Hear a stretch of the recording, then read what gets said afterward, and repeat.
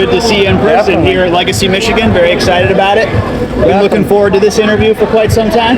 So, how was your trip here? Good, man, good. I drove up from Oklahoma. I try to make it to as many of these events as I can.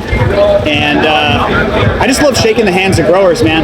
Like, doing the podcast is great, and we built a good community, but I've been really addicted to, like, going to these places, trying the strains that these growers are passionate about. Like I said, shaking their hand, hearing their struggles, hearing their stories.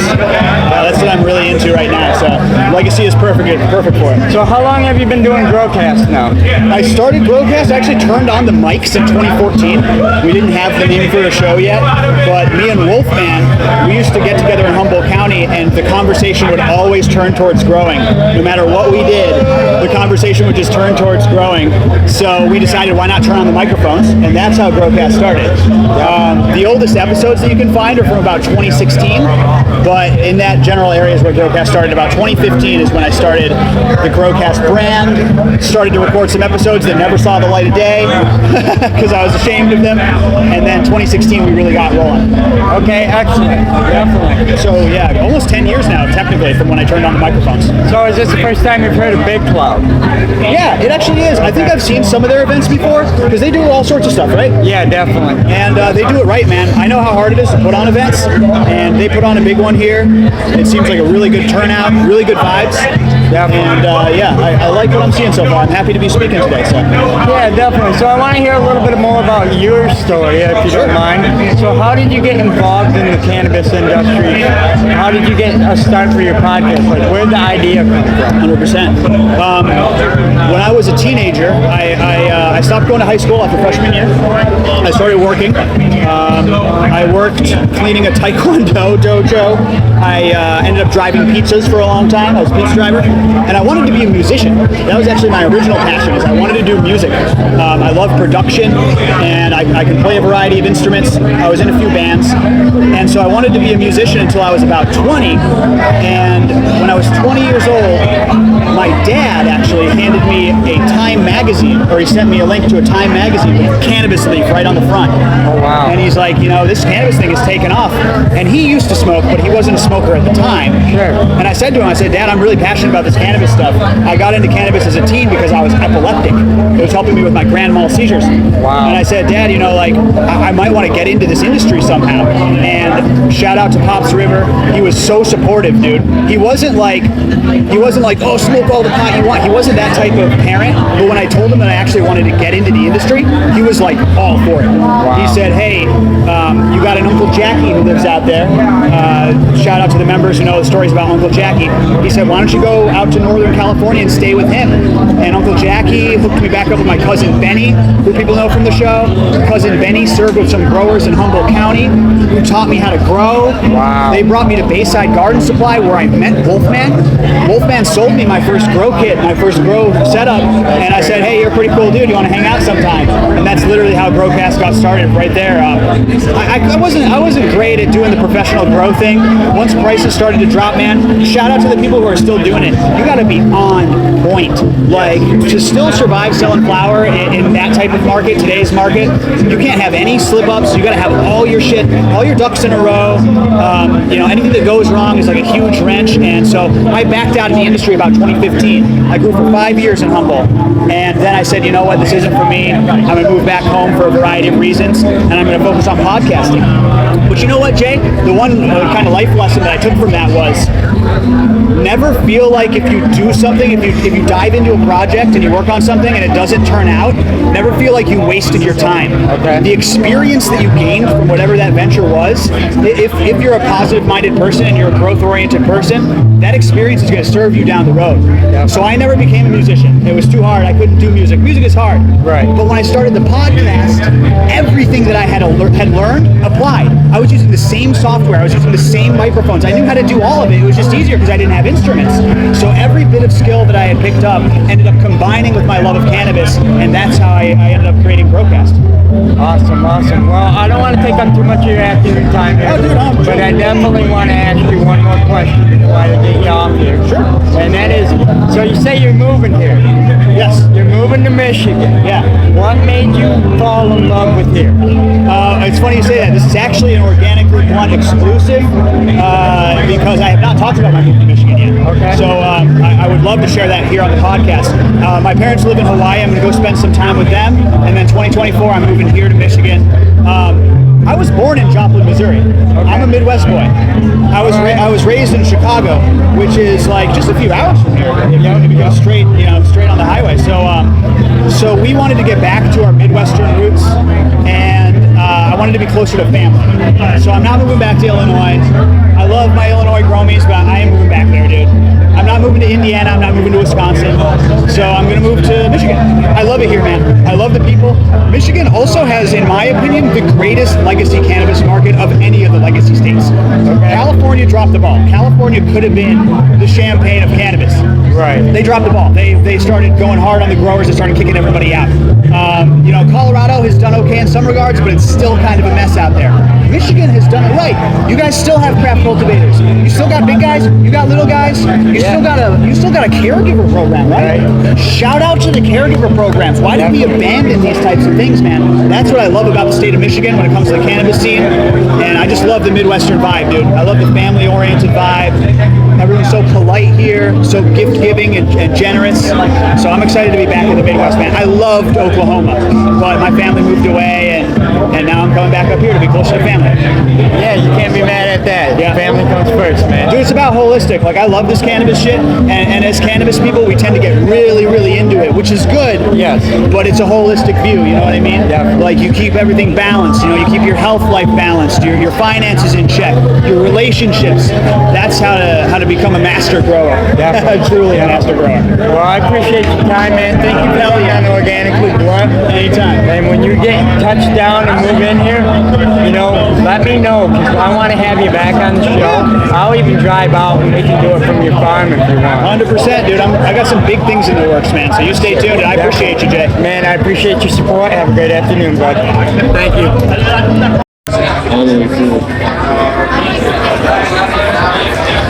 So we're a little bit newer in our evolution on the breeding side, so I think some of these guys have a little bit more true art and really understand kind of where they're headed. For us, what we do is we try to find plants that exhibit everything that we would want as a commercial grower. And so many times as commercial growers, you have to make these sacrifices around plant quality and plant taste and plant flavor to try to get more yield or a better wash number or something like that. And so we're trying to just remove those trade-offs that you have to do on the commercial side. We want plants that yield and look good and taste good, and then we want to have stuff that appeals to, I don't know, we like gas flavors, man, and we like the chems, and we like the OGs, and so we try to stick around the gassier, chemier parts of the plant too.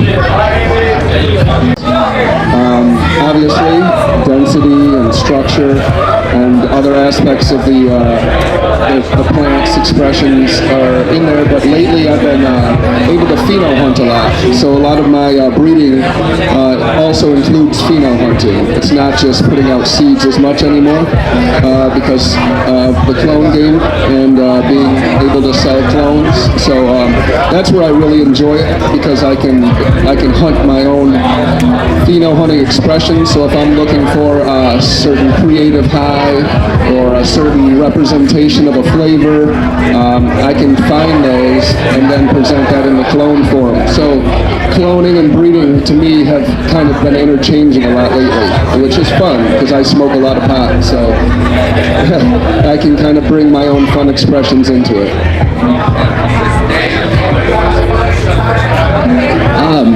I guess my basic theory and philosophy on breeding is I like to mix old and new stuff together. What's new and what's old kind of changes as time goes on. But I like to be able to introduce younger smokers to older flavors with a modern aesthetic lately.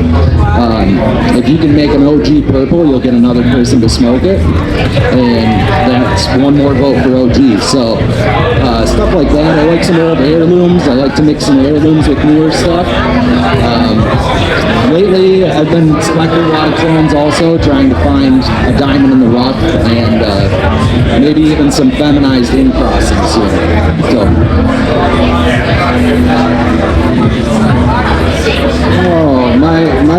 philosophy behind breeding never really was a philosophy at the start.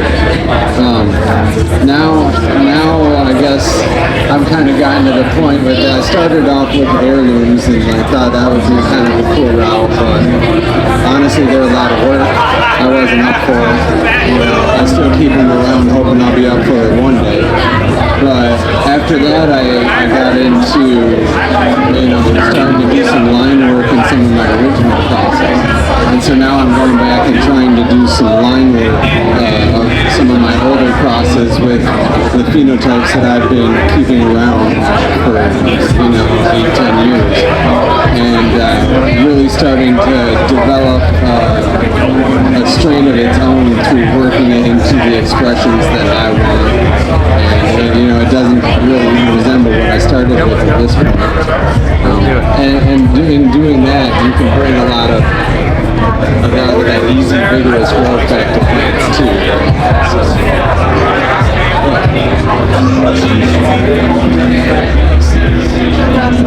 Those are all some amazing answers. I hope you guys are learning a lot, because I definitely am. And this guy, I learned from everyone, and it's pretty awesome. These guys are legends, and I've done a lot for the community. So thank you guys for being here.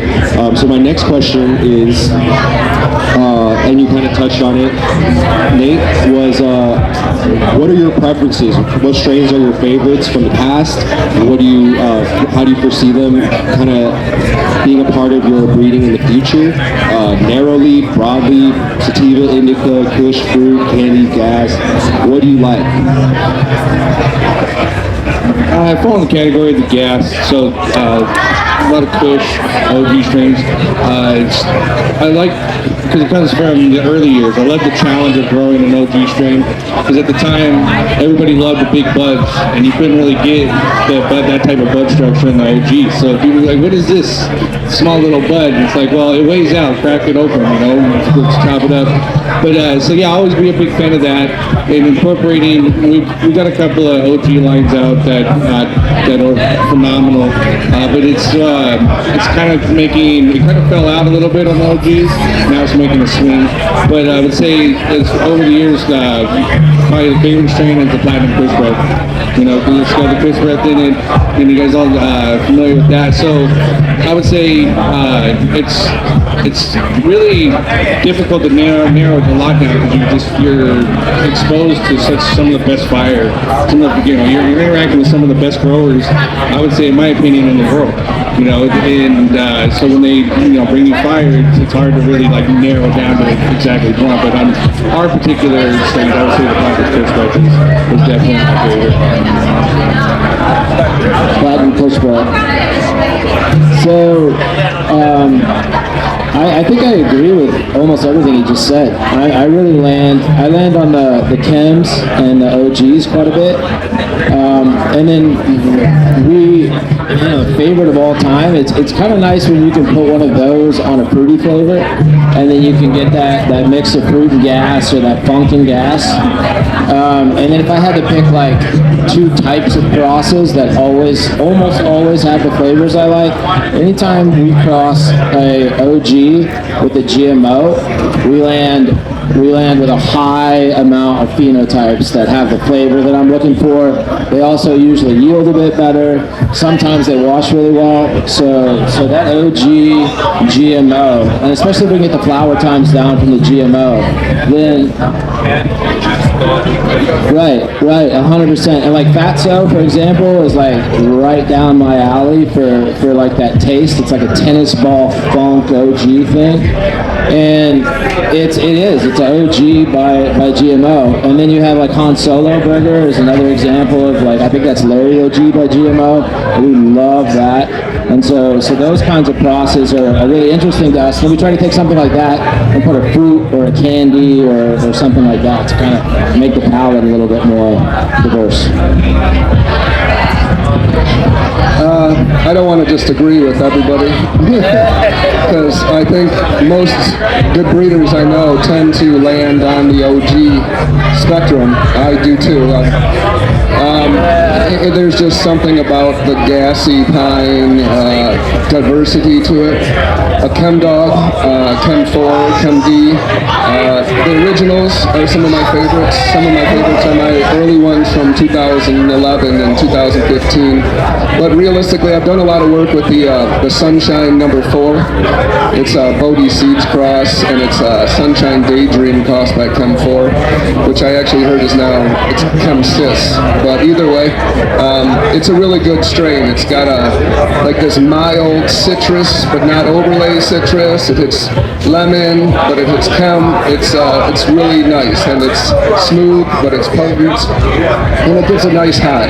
It's not racy or anything too, so the high is always very important in there.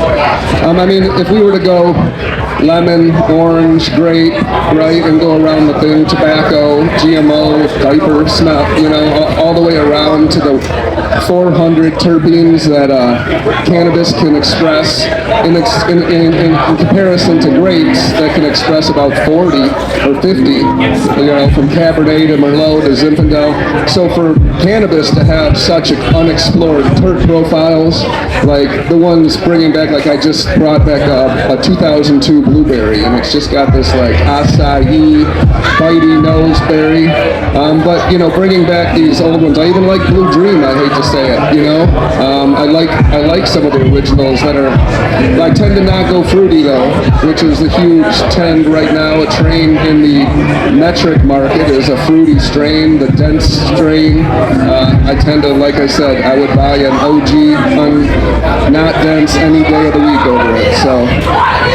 But, like I said, Chem, Sunshine, and then you just go around the things. I could probably name my favorite in every flavor profile, right? And it'd probably depend on my mood and who I'm with and setting and stuff like that, because it is an experience and a memory and a sacrament and everything put into one, medicine and the recreational product. It's just a great plant that can be enjoyed, and everything expresses differently with each person too. So, growers who might smoke more tend to grow OGs. It might be different like that, where I know a lot of new people that don't tend to go to OG immediately. They gotta work into it. Yeah. So, honestly, I'll let these guys talk. I like a lot of OGs and chems too, but one of my favorites from the Kush families are the Bubbas and Broadleaf Kushes. I love the Bubba's the best. It's not quite as much of a head high as the OGs. I can smoke a Bubba all day long, but OG I can get a little bit burnt out on for my chemistry. I also like berries the most, I think. DJ Short is my favorite breeder, and the nuance and all of his genetics is, I'd love to see it. It's deep. It's a big hole you can go down, and there's a lot of cool stuff you can do with blueberries and OGs, and recombining a lot of those things together is one of my favorite things to do. So I actually like a lot of fruity stuff. I like a lot of the new stuff too. I like runts. I smoke it. I breed with it. I think it's great. It needs a little bit of work. Like if you gotta treat it like an OG to get it to yield and grow properly. It needs a lot of topping and training, but I like that new stuff. The Cushman's has been really good for me, but it's a lot like a Bubba. It's like a Bubba on steroids. I love it. Yeah, a lot of broadleaf indicas and berry stuff for me. So yeah, OGs, chems, Kushes, those are all wheelhouse. But like going back, I have like this extremely fun place in my cannabis experiences of East Coast Sour Diesel and like Trainwreck and Jay Blaze here, Organically Blunt. We got a special treat, a special guest here this afternoon. Check that out. We got the cousin here. Hey, cousin, how are you doing, my friend? I'm doing all right. Good to see you. Thank you guys for coming out. Big wow. Thank you guys for having me. Hey, thank you. Yeah, my name is Michael Dewey. I've been in the industry for as long as I can remember. I started using cannabis when I was 15 years old. That was a better alternative.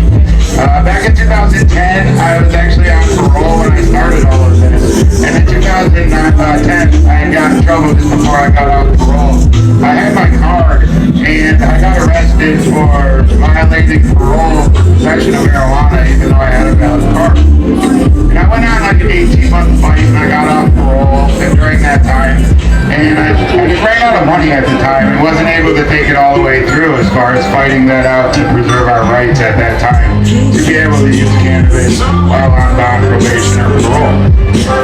So fast forward like 10 years later, I ended up in trouble again and was on probation. And so I fought it this time. You know, I had the support. Thank you, Jeff. You know, I had the support of some attorneys after being in a fairly ideal case to be able to set precedents. So we pushed it. It's something that I've wanted to make happen since 2010. Running a doctor's office as we had the Center for Compassion in Traverse City. It was really sad to see the courts continue to push everybody back to pharmaceuticals, pushing people back to opiate prescriptions, and not honoring our law and the ability or the right to be able to choose cannabis as medicine as the law was intended or written. So this opportunity came up to be able to really push this case forward, and it's something that I wanted to see accomplished in Michigan for a long time. We were worried about the case going moot. Mute is just irrelevance of it, because I was only on 1 year of probation, and it took over a year to get in front of the Court of Appeals. So at that time, we were a little bit worried about that, but the courts actually took up the issue and ruled that the mootness needed to be addressed because this was going to be an ongoing problem within the courts, and that no one else would likely ever address the issue because of, again, being off probation before you would ever be done with the appeals. So there was a lot of things that actually had to fall in line for this to come out the way it did. And, praise God that it did. It fell in line, and we were able to make some significant change to the Michigan medical marijuana law. So now we have the right to be able to use medical marijuana while on bond, probation, and parole. With that ruling, it's been really rewarding to me as someone that has done a lot of time incarcerated for cannabis in the past. I still get messages at least once a week regarding the effectiveness of this law, getting messages of thank yous. This last week, I helped 4 different people get certified so they could be able to use while on bond or probation. So it still is very effective way to be able to combat and go back against the system. So it's something that I never thought would happen. I knew it needed to happen, and I'm just lucky that I was able to be the person to do it. We've been at this for a long time.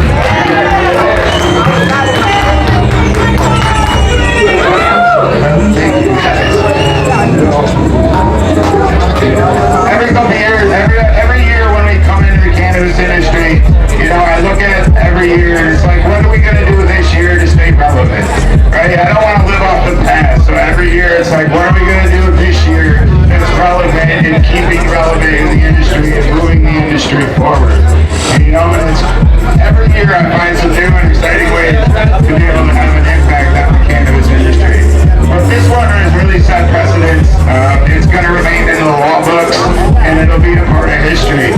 So, again, I couldn't have done it without the support of the community. I did the fundraisers. Josie with Great Lakes Expungement and the Redemption Foundation did a fundraiser for us, organized that, and helped us raise a good part. Rick did some different shares with the fundraising efforts on his part through this area as well. So I really want to thank, it was a community effort. I couldn't have done it without all of you guys. As much as the thanks that I get, it was a community thing. We were able to accomplish that. Just like Rick said on a post recently, this law is something that we were able to accomplish from the people.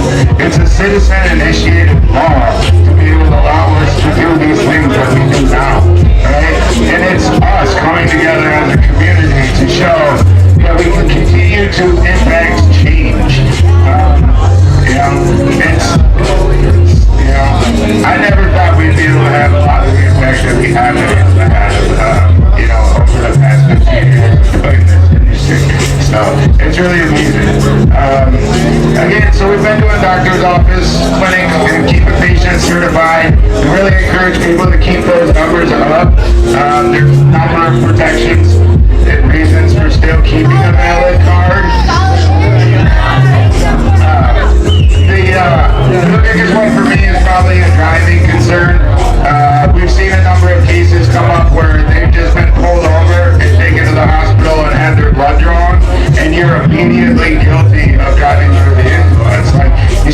go through the court process, spend some money, but without a medical marijuana card, you are guilty of having a controlled substance in your blood. Rocky Coon is another person in Michigan that was able to take a court to the Supreme Court, and he won the right for us to be able to drive with a valid medical marijuana card. It changed the burden of proof from our burden of proof to have to prove that we're not impaired to the cops actually having to prove that you are impaired, and changing the law so that way the presence of blood in your system, or the presence of cannabis in your blood, is no longer illegal as long as you have a valid medical marijuana card. So that's a very important issue and reason to maintain your certification. Another one I talk about is, working with children. We do a lot of CBD products. It's focused on with kids is something I did early on when a lot of people wouldn't. There was even a time period where the state of Michigan was saying that tinctures, anything other than smoking, any kind of extract was illegal in Michigan, and they were making people take up felony charges in court and have to fight with us over medical marijuana cases. So even throughout that whole time period, we continued to work with kids, work with tinctures, promote tinctures as being the safest and most medicinal form, of ingestion. So if you have kids, the medical marijuana card is another benefit to have, just to keep you safe in working with that, especially if you're in any custody situation.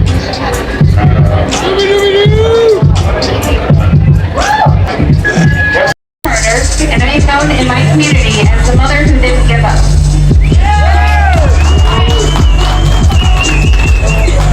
In 2016, CPS almost removed my son from my house because they were worried he was going to hurt me. He was very violent and aggressive. He suffered from a history of seizures, migraines, OCD, ADHD, autism, disruptive mood disorder, and I ended up getting his card for medical marijuana for seizures and headache when CPS was about to remove him, and thankfully it calmed his aggression. It helped his autism more than I ever thought it would. Jump to 2018, I was a parent petitioner to help get autism approved in the state of Michigan. So that was great. We currently have 112 pediatric patients that are utilizing it under the autism qualification. And we are currently working on Jaden's Law, which would allow patients to receive their medication while at school. When that happens, hopefully we will be the 11th state to have that happen. And currently, I'm also in the Curse for Cannabis book. I feel tired of doing all this stuff. I'm like, what else am I doing? But I am happy to report that this plant truly changed my son's life and my whole family's life. I mean, my mom, my dad, everyone, my friends, my family, because it was really hard for a lot of years. We battled the mental health care system until cannabis changed our life. So my son has now just grown into this advocate, probably from watching his mom, and he's been talking to lawmakers about changes that need to make in the mental health care system, and also advocating for his medicine that helped him to remain at home with his family. So thank you everybody for listening, and I hope you have a great time today. Everyone, my name is Roger Randall II. As Dr. Richard mentioned, I'm a sickle cell warrior. My sister and I were both born with sickle cell anemia. It's a genetic blood disease, painful, very painful. And at one time, kind of like exited high school time, I discovered cannabis. I was able to realize how much the plant has helped a lot better, about a much better quality of life, and just was able to wean myself away from the opioids that's normally used to help treat sickle cell. And with that condition, I was trying to get the word and awareness out there that there is something else out there that can help this plant. This plant, it comes in many forms, many ways too, but you can use it in all types of forms, and it definitely helps. You have to being seen by physicians is definitely tricky because you have to sometimes demand that they see you properly and give you the right care, and it's certainly a struggle with that. But once I was determined, once I became determined to get over that, I stuck to it, and I'm happy that there's physicians out there like Dr. Richard that stay behind the truth and help people fight their journey, the real healing journey and health journey, to find a better way of medicine and healing. Just want to say again, thank you to anybody, whether Michigan, Ohio, anywhere. It's all the same plan that we're all fighting for, but we just got to keep fighting the good plan, and we should have access and affordability for everyone for this plan. That's another reason why I've been trying to advocate for it, because for any healthcare, it's not any good healthcare. It's not cheap, but it's definitely important that people have access and ability to control their healthcare the way they want to, especially their wellness journey. Thank you. So, yeah, I was asked, after getting to know Dr. Bridget a little bit, she came to my golf outing, and we got to back and forth in, and she was compelled by my story of adversity, I guess you want to call it, in this industry and in the activist space, and in the idea of cannabis as a medicine, right? Like, it's still unfathomable for people to wrap their head around that this plant can do that much. I often get people who are like, oh yeah, just rub some cannabis on it. Yeah, actually, yeah, it is like that. It's remarkable, and that's why we need the science to validate that. That way we can't be thrown under the bus as witch doctors or whatever you want to call that, right? The theopathic movement is because of the cannabis movement as well, and that is something that all plant-based medicines are going to come to fruition because of cannabis, and I'm excited to see that. We have people here, I have some people here speaking on that as well, the movement that we're currently pushing here in Michigan, which is actually the micro community of healing, and Mike O'File, if you know him on Instagram, he is helping curate this thing, and I'm very excited about it as it moves forward. It sounds like we will have a bill in Michigan for decriminalizing entheogenics, all plant-based medicines, and that includes cannabis. So, which is already there, but we have the structure on it, right? So, it will free it up in a different manner as well. Back to my story, I guess I'm rambling off on something else. I started off in this industry as a caregiver, as an activist, and then I found a ability to possibly come into the recreational space because we created a law to do so. So I was excited about that. All right, let's go pay our taxes. Let's go provide medicine or goods to people seeking those. About 300 yards away is my former micro grow, and I was the fourth in the state to have a cannabis micro grow. The idea was to bring the Caregiver 72 plant quality and craft growing style to the recreational space at a competitive price line. And it was achievable, but unfortunately I had investors that didn't have those interests in mind.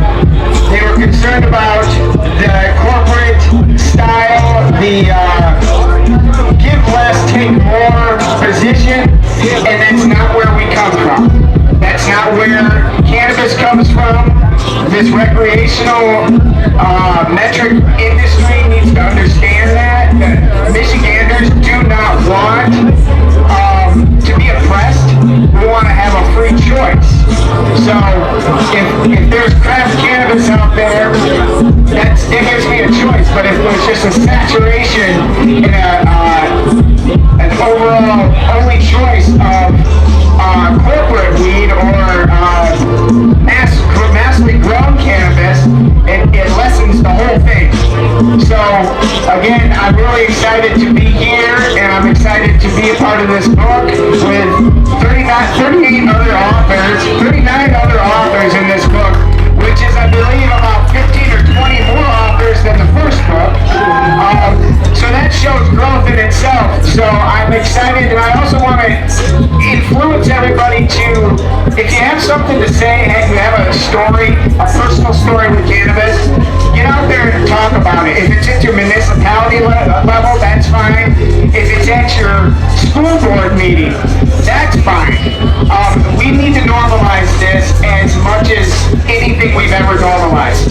So with that, I thank you, and we will take a break from the speakers for a little while, and we're going to get back to it probably around, what time is it?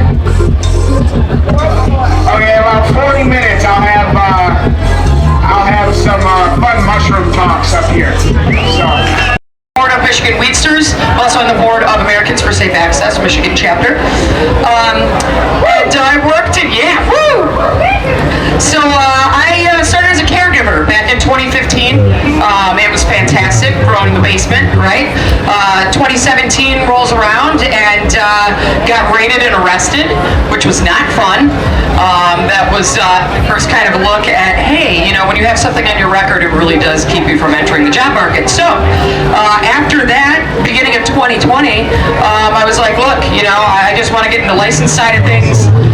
It seems to be very promising. That's what they're saying, right? You can kind of be whatever you want and create your own position, and this is going to be a thriving industry, right? So I started working at a dispensary that opened the same day that everything closed down at COVID, like March 14th, I think it was.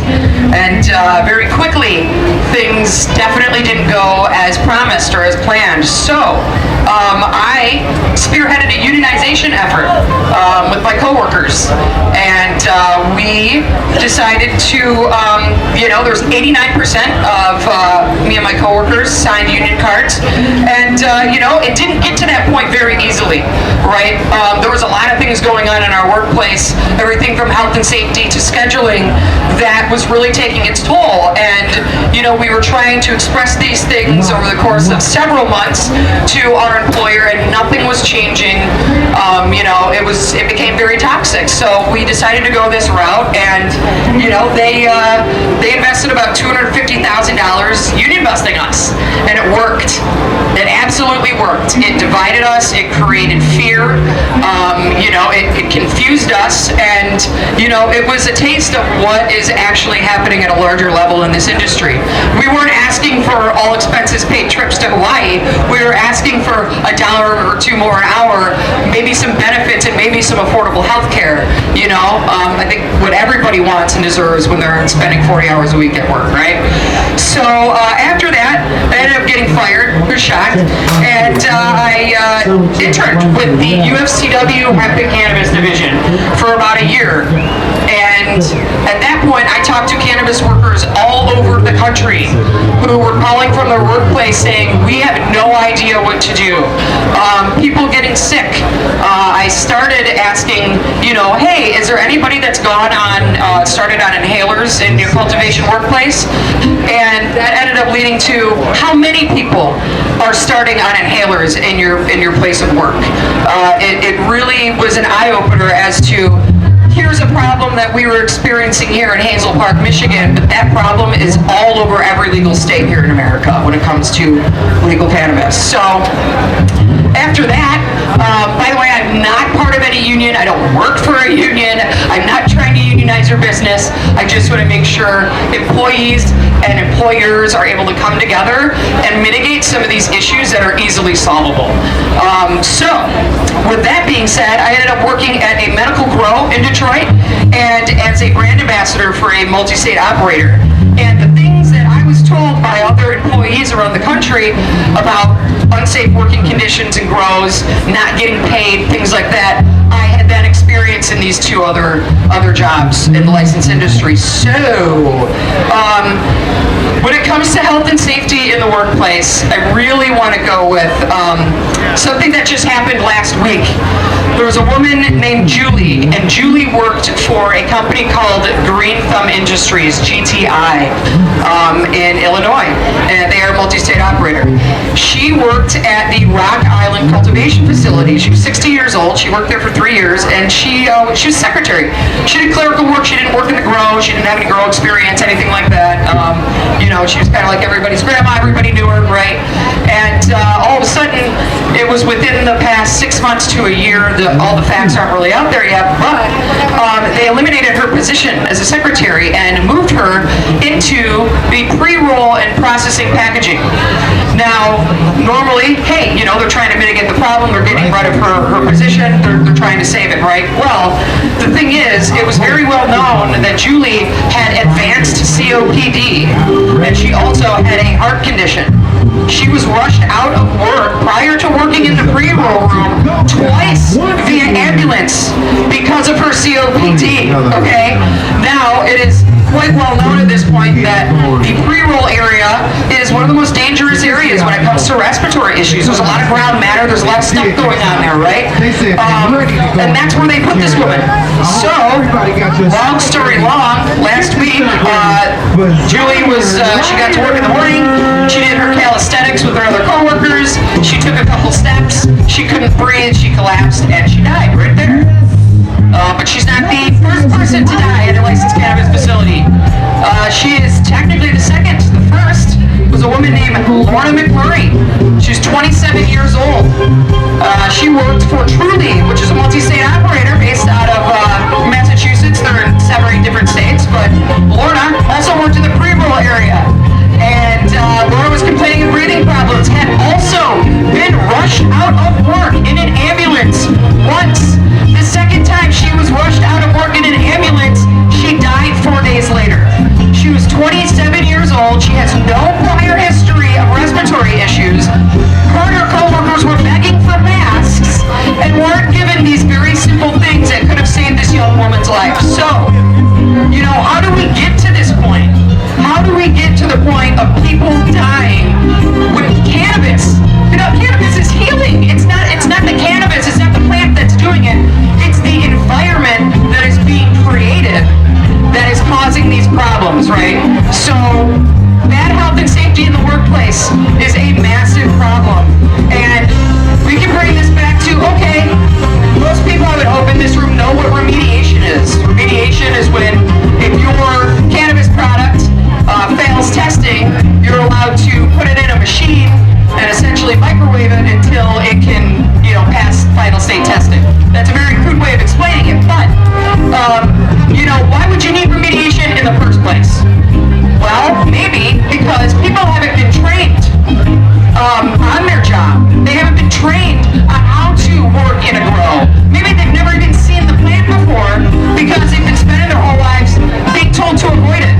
And now those people are working in a grow where they're not getting proper training.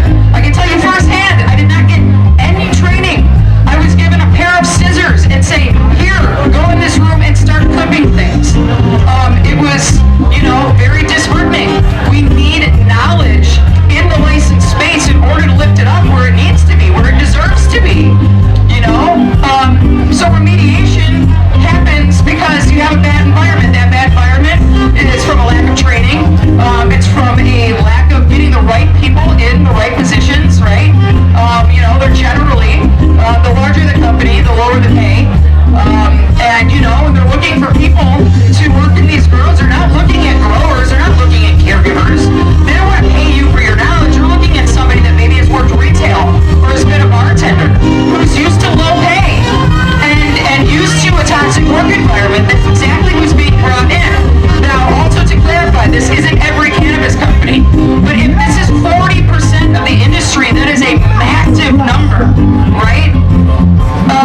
So, with remediation, we're going backwards. There is no need for this kill step if you build things properly in the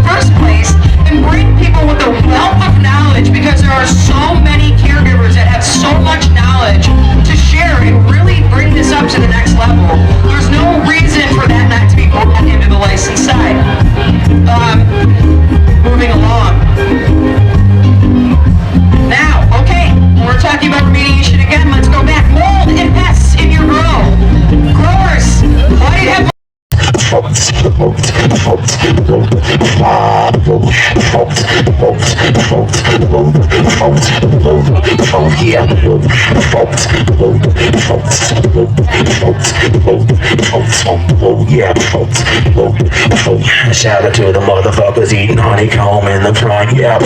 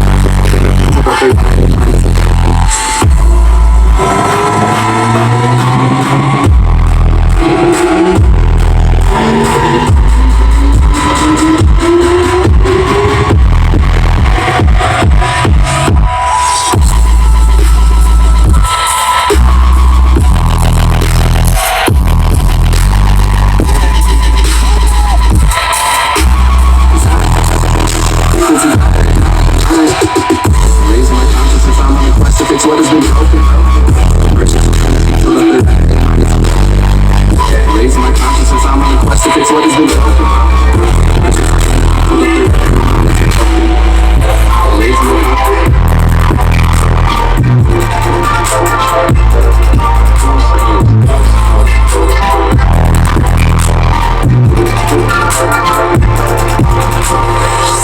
Raising my consciousness, I'm on a quest to fix what has been broken. Push yourself in the future, the good and your mind is unfolding. Raising my consciousness, I'm on a quest to fix what has been broken. Push yourself in the future, the good and your mind is unfolding.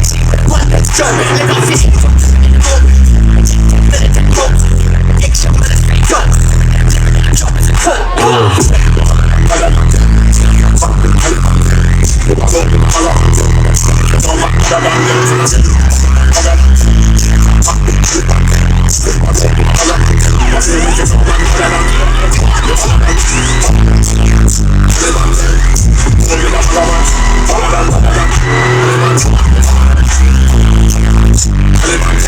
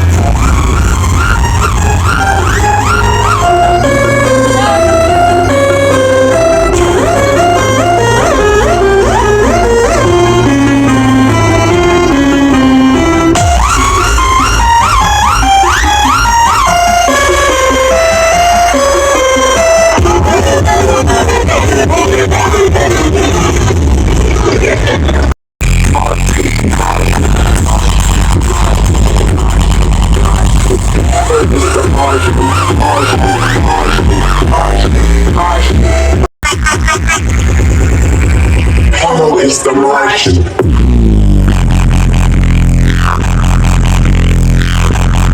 Hello is the VIP.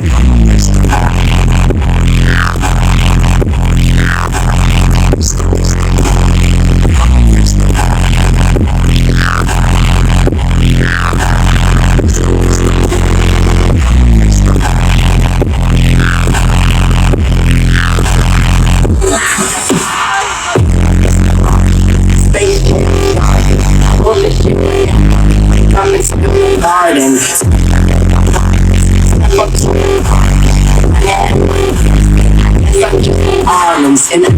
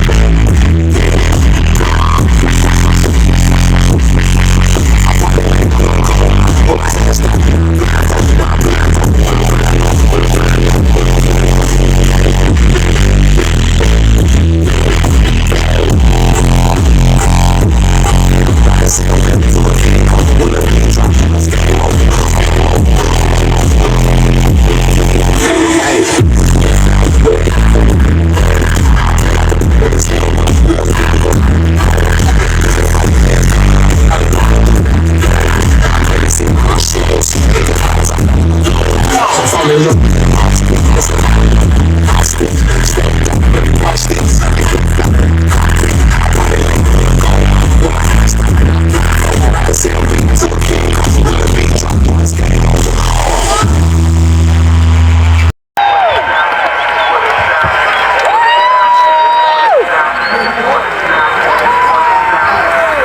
much love.